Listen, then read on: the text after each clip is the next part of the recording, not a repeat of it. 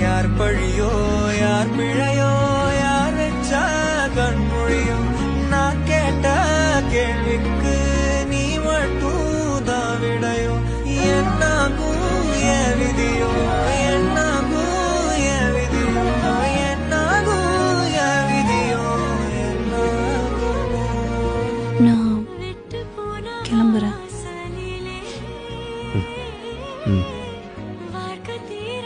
எதுவும் பேச மாட்டீங்களா?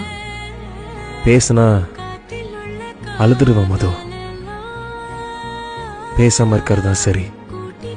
நீ பார்த்து போ. போனா திரும்பி வர மாட்டேங்க.